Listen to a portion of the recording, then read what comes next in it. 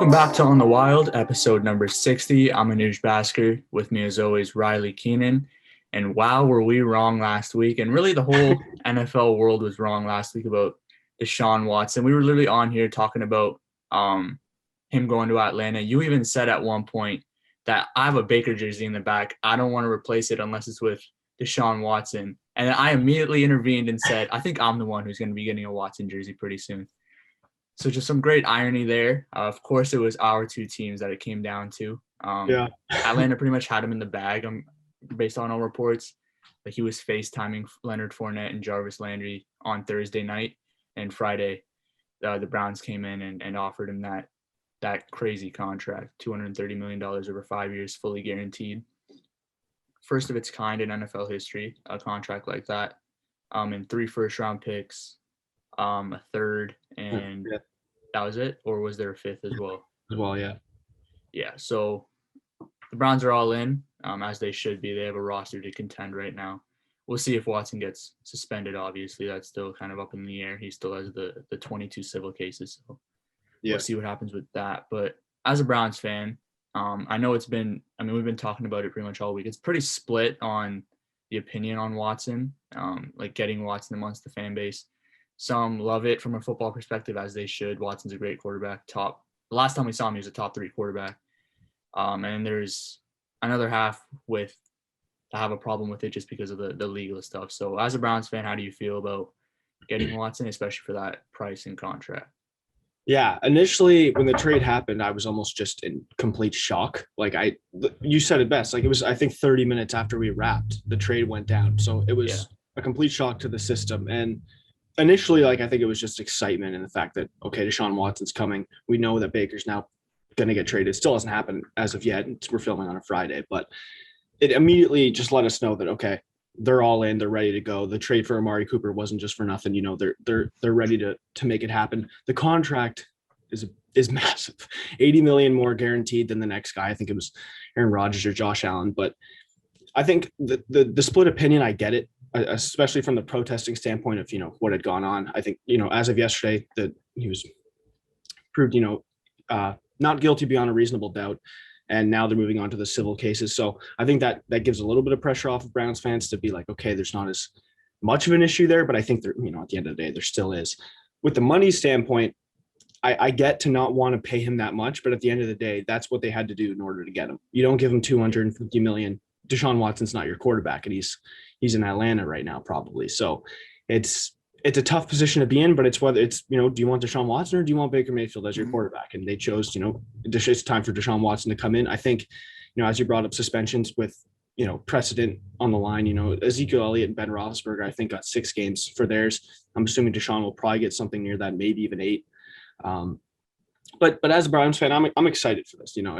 It's hard not to be pumped up. It's the first time in a long time there's been, a quarterback presence that you can trust in. I mean, Baker was the guy that you can call him a franchise quarterback. He brought hope and optimism to the Browns fan base. And, he may not have been a star player in the league, but he was consistent and more consistent than the 30 other quarterbacks that came before him in Cleveland. So I think that's one thing that, people outside of Cleveland need to understand is, yes, Baker wasn't this incredible performer that showed up all the time, but he was good enough. And he took him to the playoffs. He won a playoff game against the Steelers, and he made it close against the Chiefs. So in his time here, I think he had 2 good seasons and he had two down seasons. And at the end of the day, I look at his departure as a good one. It was a good 4 years he was here for. And I hope he moves on to better things. But in Cleveland right now, it's back to believe land. So, LeBron's back on the train. He's done with the Cowboys apparently. So, yeah. Oh, yeah. So for me, as a Falcons fan, I obviously wanted Watson. I think it was pretty obvious from last week's episode. I was pretty excited, but after seeing the contract, I understand why Atlanta didn't do it, because they're not ready to win right now. They're obviously rebuilding right now, but to pay somebody $230 million guaranteed over 5 years, his cap number starting next year is $54 million, which is about 25% of the cap. And I saw a list last night, actually, of the top 10 quarterbacks who made it to a Super Bowl, like their highest cap percentages. And the highest was 18% with Peyton Manning in 2009. So for me, the short-term option was Cleveland. That was his best option short-term.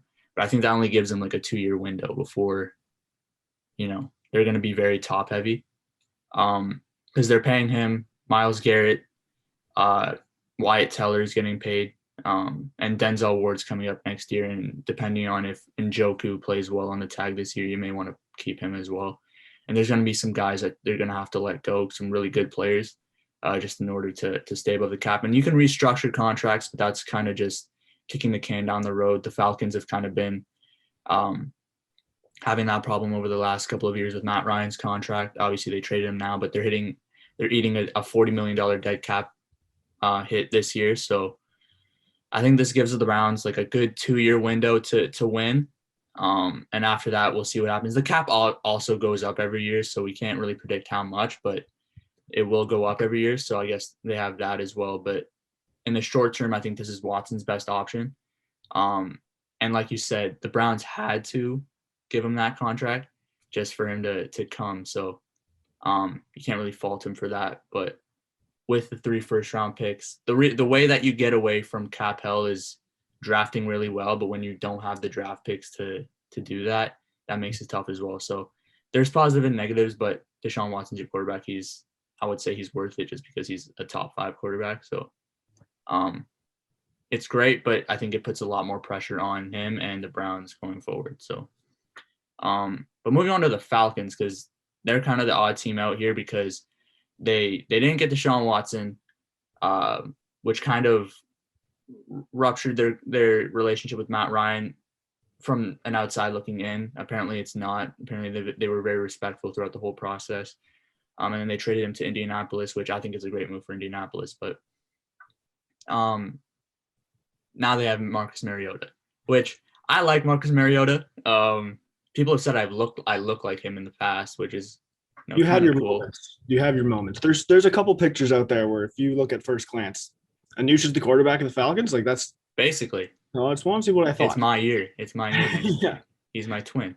But this is the first time the Falcons have rebuilt in about 20 years. They had because they had Vic, and then the legal stuff happened with Vic, and you had the 2007 season. I wouldn't even consider that a rebuild. That was just a disaster. Yeah. Joey Harrington was the starting quarterback to start the season. Petrino left. It was just an overall disaster, and that really makes Matt Ryan the greatest Falcon of all time and the most important Falcon of all time, because he came in 2008 after the Vic stuff, and he brought stability to the franchise for the next 14 years. So now that he's gone, they're rebuilding. The Falcons aren't considering it a rebuild. Arthur Smith and Terry Fontenot, they think rebuild is a bad word. So they're calling it a transition. So what I think that they should do, just real quick, is in the draft, they have 5 picks in the top 100. They may have another one if they trade Grady Jarrett, which I would do personally, save some cap room. And, he's 30 years old, and I think a contender could use him more than the Falcons could this year. So trade him, hopefully get a decent pick for him, maybe a late second, third, who knows. But use this draft as a way to get some depth and just add good football players to the roster. Don't reach for a quarterback. The quarterbacks are extremely mid. And huge risks if you're looking at somebody like Malik Willis. Yeah, he has a really high ceiling, but he has a very low floor. Yeah. He's a first-read quarterback. He's a project. Kenny Pickett, he's okay at everything, but he's not good at anything. Right. One of those guys. I think he could be like an Alex Smith sort of quarterback. Josh in the NFL, but not that good. Yeah. Desmond Ridder in the second round, I wouldn't mind that, but I still wouldn't do that. I like Ridder. I like the way he throws the ball, but I would go for a quarterback next year because the Falcons are going like 3-14 next year. I have their schedule pulled up. At home, they play the Cardinals, Niners, Browns, Steelers, Panthers, Saints, Bucks. They have those on the road as well. Chicago and the Chargers. And on the road, they play Baltimore, Cincinnati, the Rams, Seahawks, NFC South, and Washington. So I see them winning maybe max 3 games. Yeah. Maybe. And they're going to have hopefully a top 2 or 3 pick. You can get CJ Stroud or Bryce Young, get your quarterback next year. They have $120 million in cap space next year with no dead money. So they have a lot of cap space next year. They can spend some money. I'm not saying go Jacksonville and overpay everybody, but just fill out the roster next year. Draft well this year. This is the most important draft in this regime's career. They need to hit on some picks this year. Yeah. Add in some talent free agency next year. Hopefully get your quarterback next year and then ride it out from there. But that's what I would do. But I'm obviously not a GM, so I feel like I should be though. Yeah. My years of Madden experience should cross over well. Man. Oh, you're a nasty Madden GM if anything. This guy will somehow swoop Aaron Donald off of a 5th round pick and like a 3rd string quarterback.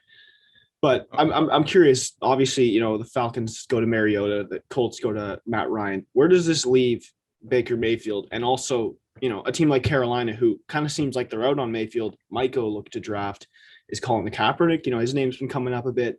What do you think this means for the quarterback uncertainty with a lot of teams right now? I don't think Kaepernick's going to get signed. It's been 6 years.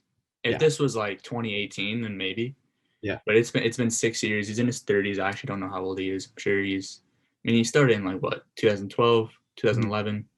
So he's in his 30s now, maybe early to mid 30s. So I don't see anybody signing him.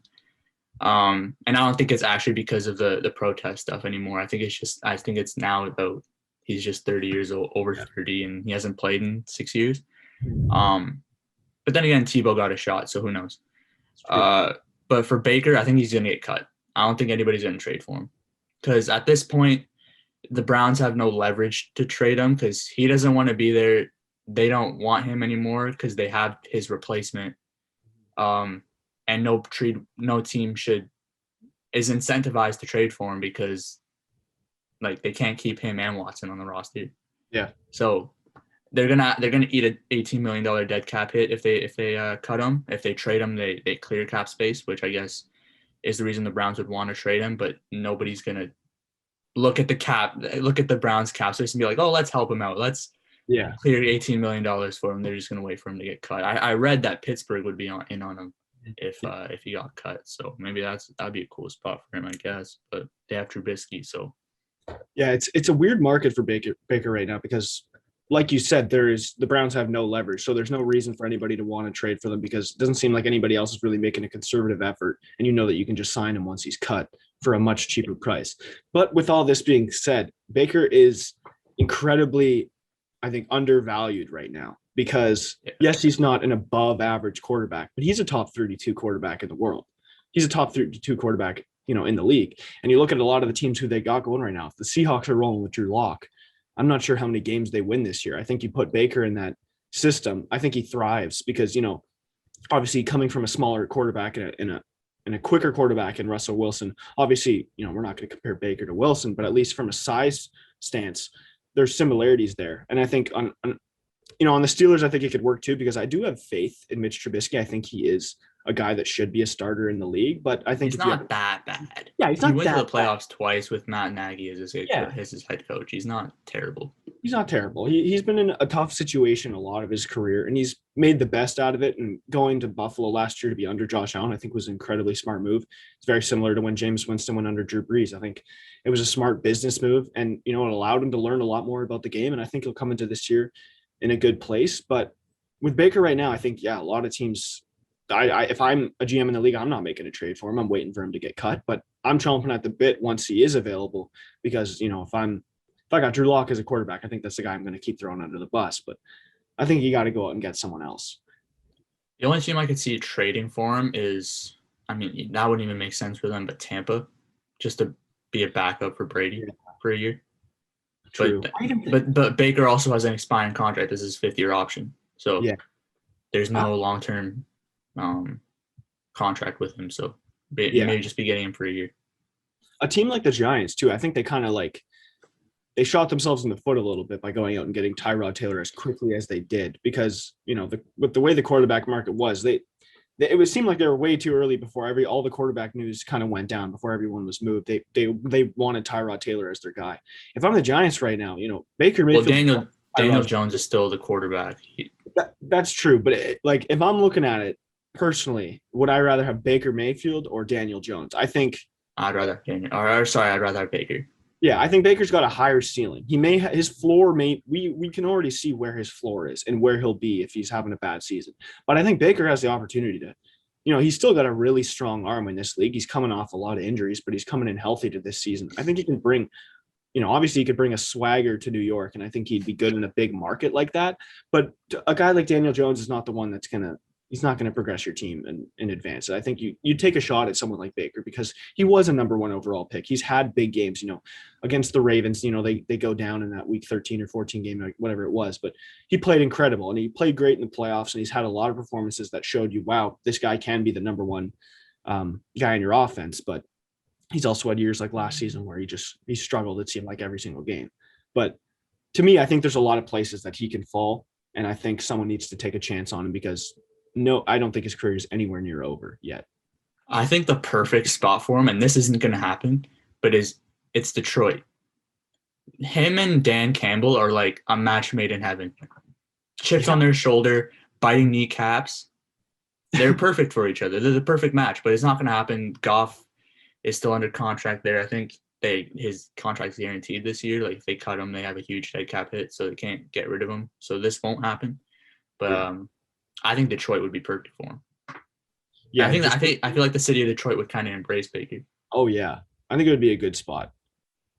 Yeah, but that's not going to happen. So yeah, it's a tough spot for him. But another one of the big moves that went down in the last couple of days and kind of unfolded in front of us all during class in the morning. We saw that Tyreek Hill was looking for a trade and that the Chiefs were going to allow for it to happen and make a move in the process. And we all kind of – the NFL is crazy. It's insane. We saw it. We saw it at 10 a.m. or we were in class. It was me, you, Pop, shout out Pop, and Julius. And we were just like, what? Yeah. It just came out like the Chiefs have allowed Tyreek Hill to seek a trade. And then 2 hours later, I'm on the subway and it's done. Yeah. So it's crazy. Apparently it's been going on for a couple of weeks now. So it's not like it just happened, but it's crazy how the NFL just flips just like that. This move is the one that surprised me the most out of any of the moves that happened during this offseason. Yeah. I think this is the one that just came out of left field. I don't think anybody would have seen this coming. If you really thought about it, with how much money the Chiefs are paying Baker, wow. How much money the Chiefs are paying Patrick Mahomes, it's you can kind of see why they would have to trade Tyreek Hill, especially considering the contract that Davante Adams just got. Mm-hmm. It's hard to pay everybody. This is going back to the point that I made about the Browns. You're going to have to get rid of really good players because you're paying one guy so much money. And Tyreek Hill was the casualty here. And he's going to Miami. I like the fit with him and Waddle, but I don't think I don't know if Tua can maximize their talents the way they should, but I think they'll be creative with them and use them in different ways. So I think it'll work, but I think this is not like somebody won the trade, but I think Tyreek Hill and Patrick Mahomes are kind of losing out on this because they're kind of a perfect match. Yeah. And I don't think Tua's great for Tyreek Hill, even though he'll still be good, but Patrick Mahomes will lose out on a great deep threat. They got Valdez-Scantling yesterday, but he's not Tyreek Hill. We all know that. He's obviously still has Kelsey, but I think it's going to become harder for both of them to succeed in new places. But I mean, he got his money, so it's cool. Yeah, I thought this was a good deal for both teams because, I wouldn't say the Dolphins were in dire need of a wide receiver, but it helps to bring in a guy of that stature. And with the Chiefs, I think it was a good move long-term because you can't it started with Christian Kirk signing for $21 million, and then Davante Adams goes and get his bag. You knew Tyreek Hill was going to get something. And I think what I didn't like at first was I thought that they could maybe roll with Hill for one more year, and then the year before he becomes a free agent, then they make their move a lot like, Davante Adams. He's a free agent next year. Yeah. So I thought last year. Okay. Yeah. So I thought maybe, yeah, that's true. I mean, I'm thinking maybe a sign and trade would be good, kind of like what happened with Davante, but it started with a Christian Kirk contract and you kind of knew that the wide receiver market was going to go this way, but I thought this was smart for the Chiefs because you can't be paying a wide receiver $30 million over the course of the next 4 years when he's, I think, 28, 29 right now. He'll be 32 or 33 by the time he comes out of that contract. I mean, he's still in a good period of his life. I think he's probably in the prime of it, but it's just not smart to pay a wide receiver that much. Again, when you are paying your quarterback that much. I think legacy-wise, I think this was a bad move for Tyreek. I think, a lot of guys aren't thinking about their legacy. A lot of them are just thinking about the money, and you can see that here. And I don't think that's a bad thing. It's just, if you want to go out and get your bag, you don't want to pay taxes, go to Miami. You're going to be in a lot hotter of a climate. It's per se it's a better place than Kansas City, but playing at Arrowhead's incredible. You watch that atmosphere, it's great. But legacy wise, I think this hurts Tyreek because you're in no better situation in Kansas City than anyone's ever been in. You got Patrick Mahomes is possibly the greatest arm talent we've ever seen. And then you got the greatest decoy in terms of Travis Kelce, who is drawing so much attention that allows you to be you and be that cheetah. But at the same time, it makes sense, the move on both sides. I like it. But the third, that's the thing that kind of is tough with me, because on one side I look at Deshaun Watson and that move and think, paying that much money, it's worth it, because you're getting a 2 to 3 4 years out of the guy playing very high level football, and the team has a chance to compete.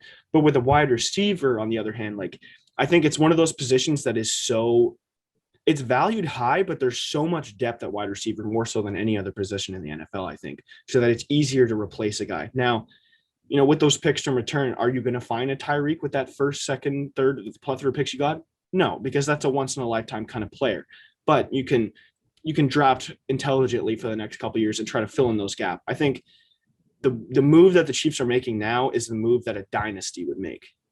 In terms of, they're not thinking about right now. Obviously, every other team in this division has gotten better. A lot of teams in the conference have gotten better, and they're not panicking. They're not going, oh, we need this guy right now to compete. They're thinking, oh, for the next 10 years, we want to be a perennial force in the league. We need to make a move right now that's going to help us 2 years down the line. And I think signing Tyreek now to a contract like that would have been, the reverse of beneficial. It would have been a detriment to them. So all in all, I think it was a good move for both sides. I think we overestimate how much NFL players and just like players in general in sports care about winning. Yeah. Like, it's just like, and I understand it. Some players just want to get their money, be in a good place to live with their family, and just chill out. And from Tyreek Hill's perspective, like, he's won a Super Bowl already. Yeah. He's proven himself as one of the best receivers. Now he gets his money. He's in Miami. He's basically from there. That's what he said. He was born in Georgia, but he trains there in the off season. He lives there. It's the perfect spot for him. So I'm not faulting him for that. And for the Chiefs, I think they're going to make a huge run at Jameson Williams. I think he's like the closest thing that you can get to Tyreek Hill in this draft. They have 2 first-round picks, so if they do want to trade up for him, they have the ammunition to do so. So I don't know. I think the Chiefs are, I mean, from an outside looking in, they have the worst roster in their division. That doesn't mean I think that they won't win the division. But right now, I would say the Chargers have my vote, or I would put my money on the Chargers to win the division right now. But considering that the Chiefs have 12 picks in this draft, so if they hit on a couple, they've drafted pretty well the last couple of years. So they'll be fine long term. But right now, I would say the Chargers have it in their division. Yeah, I'd agree. I think it's very up in the air, and any team can make that push. But if I had to put money on it right now, I'd say the Chargers. But I think this move from Tyreek and obviously the Devontae Adams, I think it opens the question of what is OBJ going to do? Because we talked about it last week and how, with Allen Robinson signing, you brought up, do you think Robert Woods will get traded? And he did. He moves to the Titans. So that opens up the area for OBJ to be able to re-sign. But the way I look at it, I think there's 4 teams that are going to be in the running for OBJ. The Rams, obviously, they have the chance to re-sign him. There was rumors that he could go back to Cleveland, which would be amazing, but it would also be quite disrespectful to Baker. But hey, I'm here for it. At the end of the day, get OBJ as your number 2 guy. That's cool with me. But you could also give the 2 State Farm boys who just lost State Farm guys who just lost their number 1s. They're both in dire need of a number 1 right now in OBJ. So the Packers and Chiefs, I think, could also make a big push for OBJ. What spot, where do you think he'll go, and what spot do you think would be the best move for him? I think he's staying in LA, and I think that's the best spot for him because he wants to be in LA. He fits in a big market. He seemed very happy to be in LA. I just think New York, LA is the perfect spot for him. But I would say a dark horse for him is Indianapolis. Because did you see his tweet the other day? When they traded for Matt Ryan, he said, "I'm not gonna lie, but Matt Ryan at Indianapolis Colts is fire." And he said something else. So I would say they're a dark horse. Maybe he wants to play with Matt Ryan. Yeah. But if I were the Colts, I'd go after Julio Jones because that'd be cool. If they get Julio Jones, the Colts are my team next year. I've gone on record saying that I'm an interim Dolphins fan next year. Yeah. Because I want the Falcons to go 0-17. I want them to get the first pick in the draft. So I want the Dolphins to be the team that I cheer for next year to win. But if the Colts get Julio Jones, we have to jump ship. Yeah. And I just want to note, because this was said to me a lot of the time when I was in this point, to say your team wanting for your team to go 0-17, that's not a bad thing. That's not a bad fan. That's being a real fan. It's going to help them long term. Yeah, I don't want to win 4 games this year. What's the point? I'd rather go 0-17, get the best player in the draft. The Browns don't suck for 3 years. They don't get Myles Garrett. They don't get Baker Mayfield. They don't get Denzel Ward. Atlanta's in the perfect time in which the NFL is firing on all cylinders. There's so much competition. Let's take a step back. Let's build up our draft picks. Let's get all these young guys, and then let's make a push in a couple years when all these guys are fading out of the league and teams are having contract troubles. Especially in the NFC. Yeah. Yeah. So I think, I mean, the NFC, it's very top heavy, but the quarterbacks at Tampa Bay, Green Bay, LA, they're all mid-30s to mid-40s. Yeah. So they're going to be on their way out in the next couple of years, you would assume. And if you build up your team, maybe in 2 or 3 years, you can be competitive if you make all the right moves. So, yeah, I think I don't want to say a real fan wants them to lose, because that's kind of saying, like, if you want them to win, you're not a real fan. Yeah. But I think that's not a bad thing to want your team to lose, because it's going to help your team long term, because the Falcons have been in the worst possible situation the last 3 years, where they've been in no man's land. They haven't been so bad that they're going to get a top pick, but they haven't been good enough to make the playoffs. They've been around. I mean, they had last year with getting the 4th pick, getting Kyle Pitts, but other than that, they've been like a 7-win team, like 3 out of the last 4 years. So, win 2 games one time. Yeah. Once in my life, just win 2 games, get your quarterback, and go from there. Yeah, that seems like a smart move. I kind of compare it to, like, this isn't the best comparison, but looking at a team like the Trailblazers in the NBA, they're kind of been at the middle of the pack for so long, and they made the conference finals that one year, but at some point, like before this season and signing Lillard, to me, it almost felt like just let him go. Like, he's a phenomenal player, but he's not going to take you anywhere, and you don't have the money to reach out to other players and make it happen. So that's the kind of team where I kind of look at them like the Falcons. It's like, just take a step back and let's start to rebuild. Let's build up this team, and we can make a serious push, because the Blazers, they've been at the same spot for so long, and they're not going anywhere out of it. And I love the loyalty from Damian Lillard. I absolutely love that when guys re-sign with their teams, but sometimes it's like, it's almost hurting your team at the same time. And, it's tough. It is interesting. And you're right that, a lot of guys aren't valuing the championship. And I think that's not a bad thing necessarily, because it's your job at the end of the day. You're playing to make money and to work to, bring home some money to the family, and it helps out. But at the same time, I think having that valuing for a championship is what I would want in a player personally, but it's hard to come from that outside perspective of like, I'd want to win a championship. But if at the same time someone's offering you 80 million, you're probably going to take it. So it's tough. Yeah. You don't want to listen to someone like me who's saying, like, go for the championship. No, if you want your bag, get your bag. But I know if I was in that situation, I'm getting the bag. I don't care. You're in the back. Listen, if I'm Tyreek, I'm staying in Kansas City. It sucks to have to be around all the dancing that's coming, especially with JUJU now coming in. But I think you got a great opportunity here to, 4 straight AFC championships.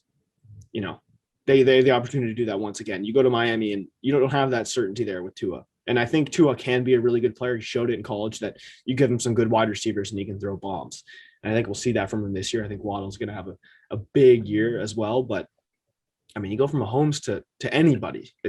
I'd call it a bad move. Tyreek Hill thought about the idea of Jackson Mahomes and JUJU doing TikToks and immediately wanted out. He said, nah. And honestly, I respect it. I wouldn't want to be around that. JUJU shut it down, though. He said, I'm not doing TikToks with Jackson. Yeah, smart move on his part. Very, very smart move. Oh, my gosh. That's just one way to get the fan base to hate you right off the bat. Yeah. And I'm sorry if I'm Patrick Mahomes, I'm taking the Sidney Crosby approach. I'm going, hey, family, don't come to the games. I love you, but superstition and just pure annoyance for him and the fan base, get him out of there. People are starting to hate Patrick Mahomes because of Brittany and Jackson Mahomes. Yeah, it's not on him. No, there's nothing to dislike about him except his family, which is crazy. Yeah. And I'm sure they're not dancing in front of him when they're at home chilling. I'm sure that's just. I think they do. There. You think they? I would imagine they do. I don't know how Let's switch topics. What are we talking about? We want to talk about Batman.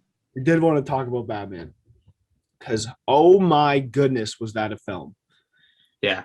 Right off the bat, like let's start it with this. We know, I mean, if you've watched this show, you know how much we love The Dark Knight, and we see it as the greatest superhero movie of all time. Potentially, I think it's a top 5 film of all time. And it's my favorite movie of all time. Yeah, I'd put it at number 2 for me, and I think easily it's top. I think objectively you could say it's a top 10 movie of all time because of how not inspirational, how influential it was. But this Batman movie, I think, took the cake for the best Batman film because of the justice it did to the character itself of Batman. I mean, he played Batman. Well, first of all, spoiler alert. If you haven't seen the movie, don't watch this. Bro, it's been like how long? When did it come out? March 4th? It's been 3 weeks. Yeah, it's been a while. We've been chomping at the bit to talk about this, but we wanted people to get in theaters to see it.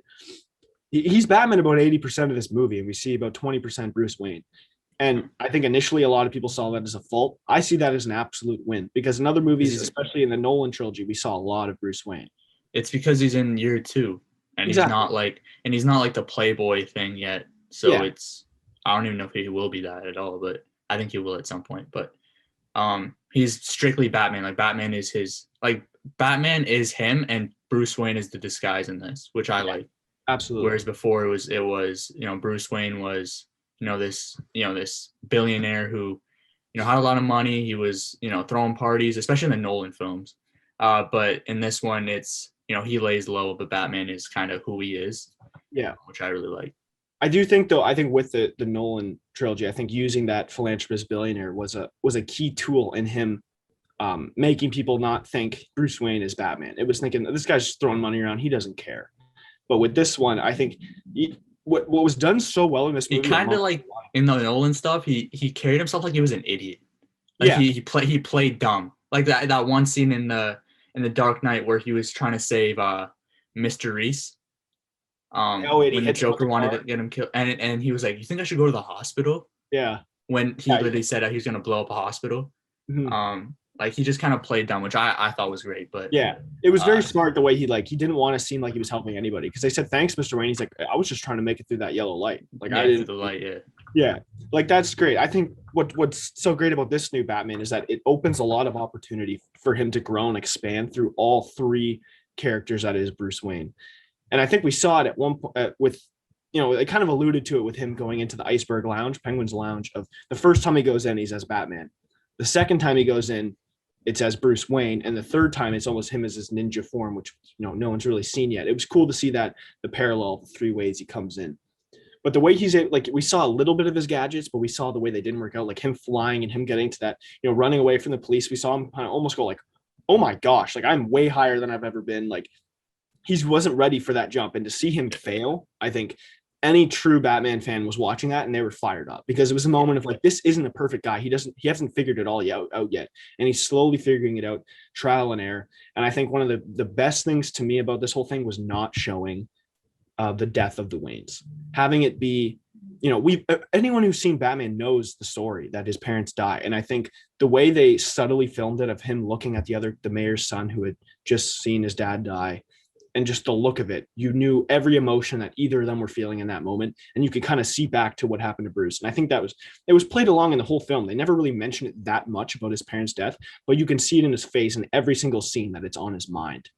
And they did that with Tom Holland's Spider-Man too. They didn't show him getting bit by the spider and that whole process. They just kind of jumped to, 6 months, I think what it was in Civil War, right? Mm-hmm. So I like how they didn't show the death of the Waynes because we've seen that a million times. Yeah. I think at some point you'll see a flashback at some point. But I like how they didn't do it to start the movie because that just would be like, oh, here we go again. Yeah. But and one thing I did want to bring up, because when we watched Spider-Man and we talked about Spider-Man, we talked so highly about it and how it could be top 3 MCU. I think it's still potentially in my top 5. I think it's fallen out a little bit because as I've rewatched it, I've noticed a couple things that I do kind of dislike about it. But just kind of looking at the movies side to side, and you can look at MCU and DC, but just Batman and Spider-Man. The difference in the 2 movies and how one is kind of a nostalgia trip and it's a colorful and fun ride with a lot of high stakes, whereas Batman is just grit and grind, dark. I mean, Gotham felt like a character in this movie. In the same way that I talked about Dune and the soundtrack feeling like a character, Gotham is a character in this movie. It's not just the setting. And, you watch the Dark Knight trilogy and you see that Gotham and you think, wow, like, look how dark it is. it looks like a mall. It's like a circus It's like now. a birthday party. Yeah, it's absurd how nice it looks now compared to this new one because it's so unbelievably dark, and we see it from the very beginning. And you mentioned the intro to a movie. I never thought a movie could start out as powerful as The Dark Knight did with a bank heist of, you don't even know who this guy is, and it's this master plan. And it's incredible, and you see the reveal of the Joker. But now in this one, you see the reveal of Riddler, which a ballsy move to have the movie start with, a shot of binoculars looking in. I remember when I first saw the ninja, I thought, and the sirens were going, I thought there was a ninja just doing a massacre of this rich family. And then you immediately pointed out to like, oh, it's Halloween. Like I see the tree thing. We were sitting beside each other, and I was like, oh, so it's Halloween, right? I was baffled. I was like, what? I thought it was going to be just a bloodbath in that house. But what a great way to start out that movie, and also to show that it was Halloween, and then to have Riddler come out of the shadows and be standing there, and then he's kind of like for like a minute, it almost seemed like he was standing there, and you're just building up anticipation. Like it was terrifying. And then they revealed Batman in a very similar way from the shadows. I think you see the parallels of Batman and Riddler from the start, and they built it up really intelligently because that kind of is the buildup of the movie and the big reveal of how much the Riddler, kind of loves Batman and wants to follow his path and be like him in a way. And he's inspired by him. So very good writing and very good way of shooting this film. And I like how the riddles that were kind of planted throughout the movie, as the movie was going on, you'd be like, oh, so that's that. Like when he catches Falcone and he's under a street light, it's like bring the rat into the light, and he gets shot. And also a really cool thing that I didn't realize until I watched a breakdown movie of the movie was the Riddler's apartment was like right there. Yeah. I forget where it exactly was, but the light was always on. And when they finally revealed what he was, it was in that same apartment. So I feel like that was a pretty cool thing to have throughout the movie. If you watch the movie again, you can see because like obviously there's the shots of Annika with the mayor, leaving the Iceberg Lounge, and obviously the Riddler was the one taking those photographs. You can see in another shot when they're going into the Iceberg Lounge from the street, you can see the apartment and you can see a guy standing there, and that is Riddler. Like that's 100% Riddler. Just another very smart plot point in the film. But going back to kind of the beginning, I think this was like I said, it's hard to top The Dark Knight, but they may have done it in the way this film was opened, and I think it's probably my favorite scene in the entire film, which is hard to come up with because there's just so many. But the idea of like just instilling fear in these criminals and not even being there to do it. Just have multiple times, the drop head kind of looks into the shadows, he's not there. The people spray painting, look into the shadows, and he's not there. And you're just waiting for it. And then when the shot of the train kind of like going to straight, and you're anticipating like, oh, Batman's going to be standing right there, and he's not there either. Just kind of alluding to the idea that like he can't be everywhere. And as a Batman fan watching it, when you see the light in the sky, it's like, how does he know where to go? How does he know, where these people are going to be, how the trouble is going to happen? But the shot of the helicopter kind of showing light as to where it is, I think that's awesome to show like he is working alongside the police in some way, shape, or form. They're on the same path of like he's trying to help, but at the same time they don't really know anything about him. And I think that relationship between him and Gordon was great.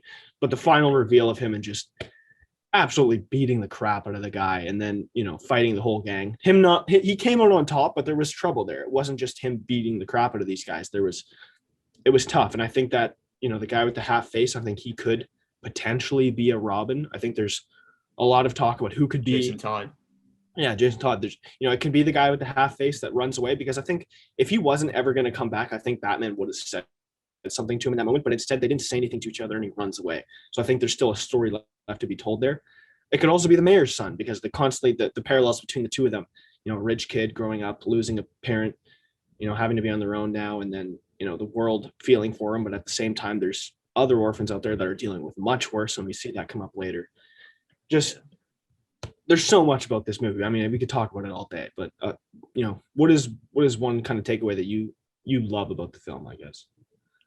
How dark Batman was.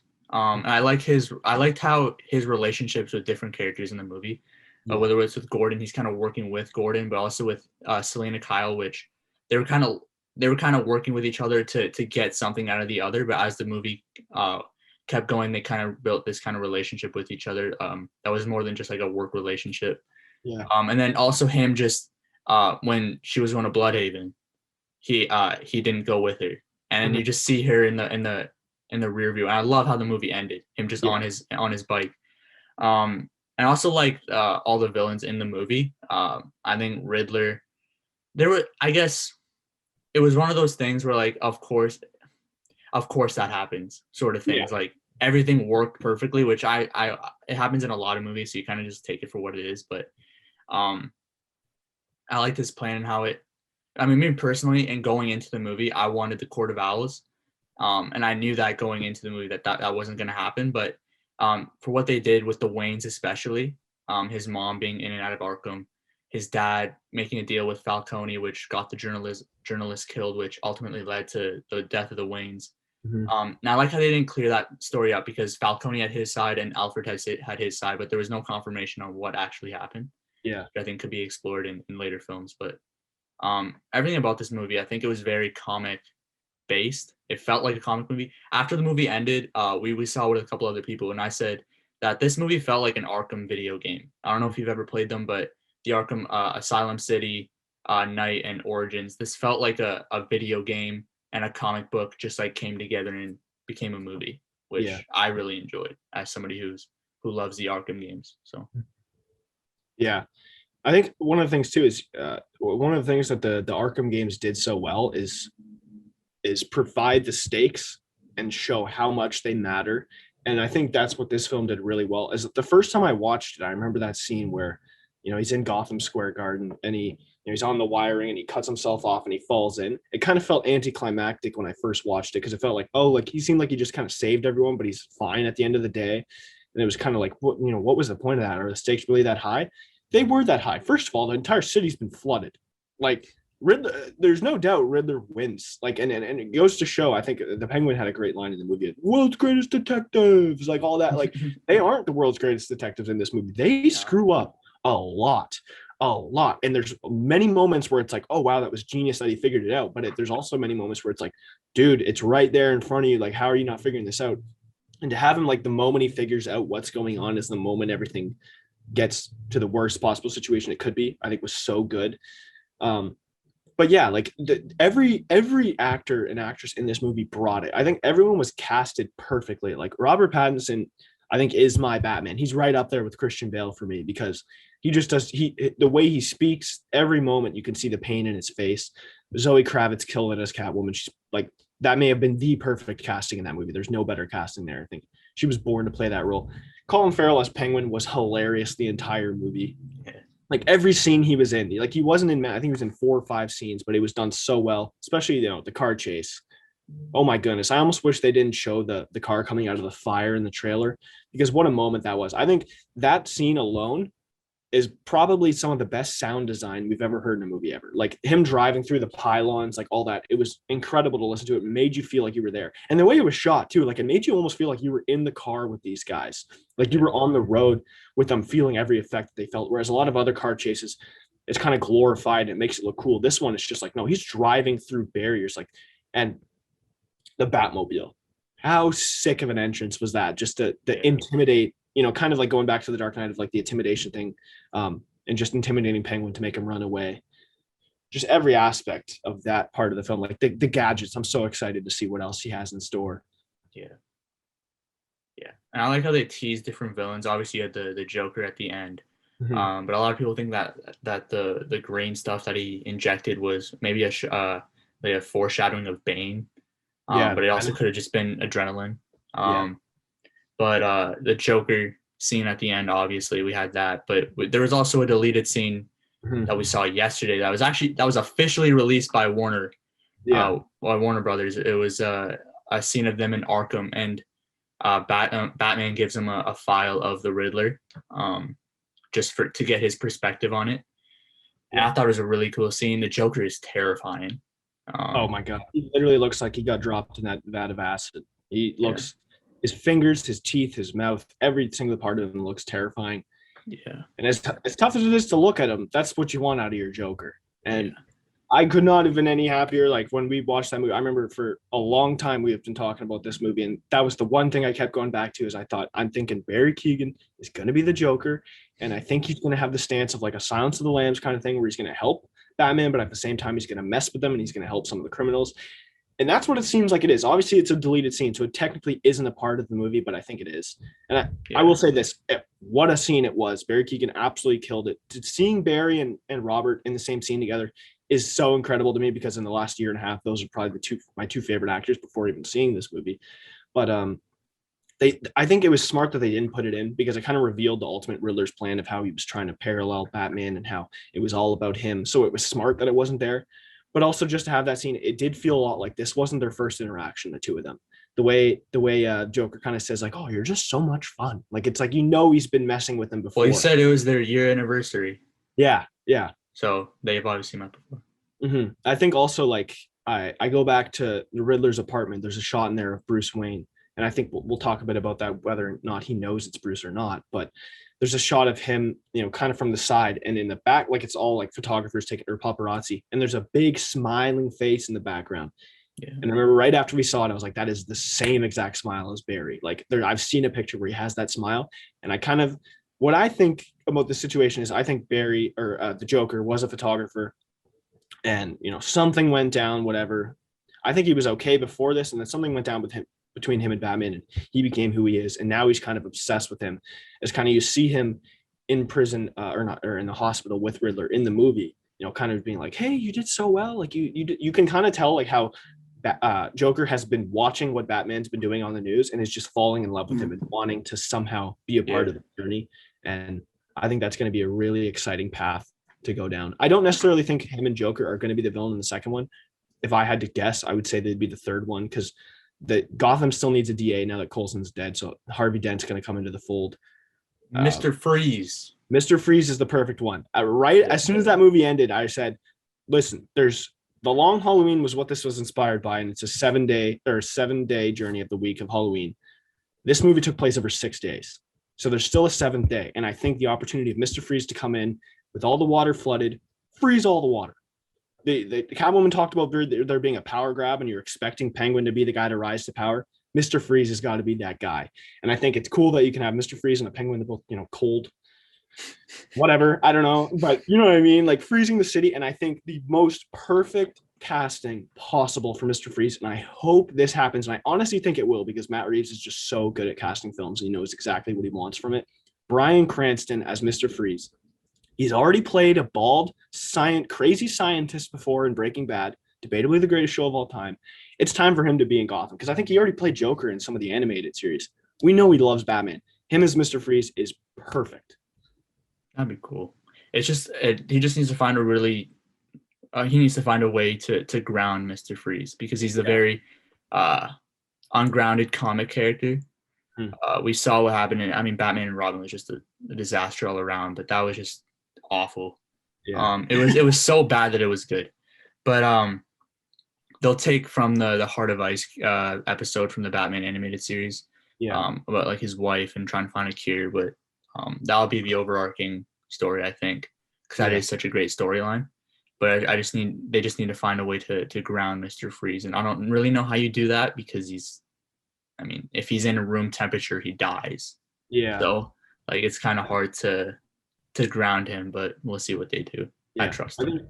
I saw something about, an interview and asking Matt Reeves about Mr. Freeze. And he said that was the character I think he wanted to tackle the most because he knows how difficult it is to ground him. That finding, he almost as if like the way he talks about it is he wants it to be challenging to make these movies. He wants it to be hard and to be able to ground all these characters. Like someone like Poison Ivy is someone that would be an amazing villain I would love to see, but I just don't know how they would end up doing it. But for him to want that challenge is just, he is the perfect guy to be in control of this. And I think someone asked him about, are you excited about the opportunity to bring in people like Superman and Flash? And he's like, no, I don't even want that. I want this to be a Batverse. And that to me was incredible because now it shows like obviously the Penguin show is going to be happening. There's going to be a lot of other shows in the work. And now you're going to have probably a trilogy come out. It's just him at the helm of it all. It really goes to show the difference between this and Marvel. Whereas a lot of Marvel movies, you could tell that the studio has a lot of power over the directors and the decision-making. Whereas this is just like, it is all in his hands right now. And DC is just going along for the ride as they should. And just going like, we understand you have a passion for this, you have a drive, and you are already succeeding beyond limits. Like he absolutely killed this movie and every single person brought it along the way. This like where they go from here, it's very exciting. Like it's tough. And if you want to say the Batman is better than the Dark Knight, I don't think I can, put you on blast for that. I think that's a fair statement to make. Like, the cinematography in this movie is incredible. I think it is the best Batman. But overall, when we talk about superhero movies and just movies in general, I think Dark Knight still takes the cake because, first of all, the writing in the movie is incredible. The pacing of it's great. There's almost 3 stories within one. But then the Joker and Heath Ledger just takes it to that next level where it's like you just can't even touch it. It's like I think about Daniel Day-Lewis and There Will Be Blood and Anthony Hopkins and Silence of the Lambs. Joker, Heath Ledger is up there with all of that, and I think it's just so hard to touch it. But I would never doubt anybody or put them down for thinking one or the other is better. Yeah, I think The Dark Knight's a better movie. The Dark Knight is still my favorite movie of all time, but I'll say that the Batman is the most accurate depiction of Batman that there's ever been in a live action movie. Yeah, and I'll leave it at that. Yeah. I think that's a good place to wrap up. Thank you guys for watching. Thank you guys for listening. Make sure to like the video, subscribe to the channel if you haven't already. Comment down below if you think the Batman is better than Dark Knight, and if so, tell us why. And we will see you all next week. Take it easy. Stay wild. Peace.